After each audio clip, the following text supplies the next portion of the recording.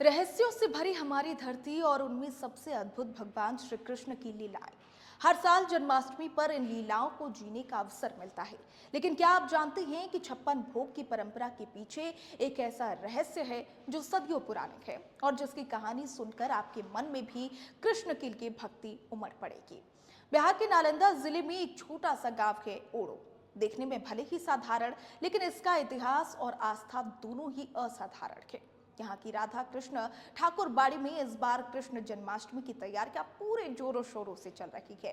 कोसला, नारदीगंज बाजार, रामी, नंदपुर, जफरा, हंडिया और भदौर आसपास के गांवों में भी श्रद्धा की यही बयार देखने को मिल रही। रंग बिरंगे फूल, झालरें, दिए, सबसे अहम भक्ति का अद्भुत माहौल। कोसला गांव की ठाकुर बाड़ी के पुजारी चंदन झा और गौरव झा बताते हैं कि यहाँ राधा कृष्ण की प्रतिमा कई दशकों पुरानी है। कृष्ण जन्माष्टमी और 5 दिवसीय झुन्नोत्सव दोनों ही कार्यक्रम यहाँ श्रद्धा और उत्साह से मनाए जाते थे। इस दौरान गांव के लोग, पंचायत क्लब के सदस्य, पैक्स अध्यक्ष और स्थानीय युवक सब मिलकर के आयोजन को भव्य बनाते थे। लेकिन कृष्ण जन्माष्टमी का असली रहस्य छुपा है छप्पन भोग की परंपरा में।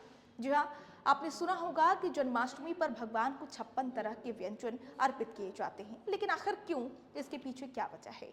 ओडो ठाकुरबाड़ी के पुजारी पंडित दीनकर मिश्र के मुताबिक एक कहानी ने उन्हें बताया कि एक समय जब नटखट बाल गोपाल की शरारतों से तंग आकर गोपियां शिकायत लेकर माता यशोदा के पास पहुंची तो मैया ने गुस्से में आकर के अपनी लला को ओखल से बांध दिया।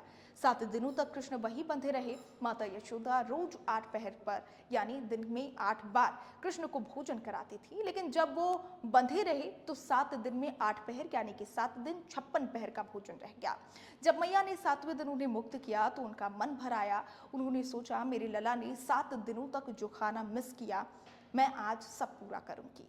और उन्होंने 56 तरह के व्यंजन बना करके कृष्ण को प्रेम से खिलाए। तभी से ये परंपरा चली आ रही है और आज भी जन्माष्टमी की रात जब ठाकुर बाड़ी में घंटियां बजाई जाती हैं, आरती होती है और भजन गूंजते हैं, तो भक्तों के चेहरे पर वही भाव उमड़ आते हैं जो कभी यशोदा के चेहरे पर थे।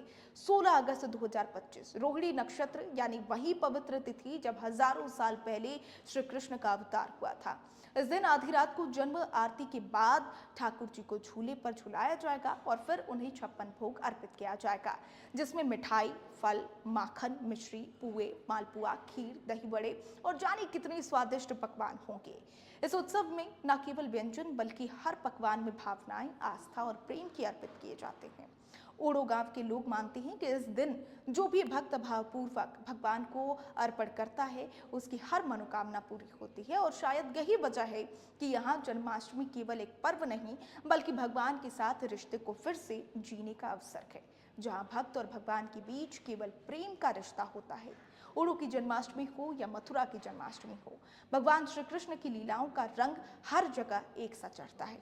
फर्क सिर्फ इतना है कि हर जगह की अपनी एक अनूठी कहानी होती है, अपना एक रहस्य होता है। नमस्कार।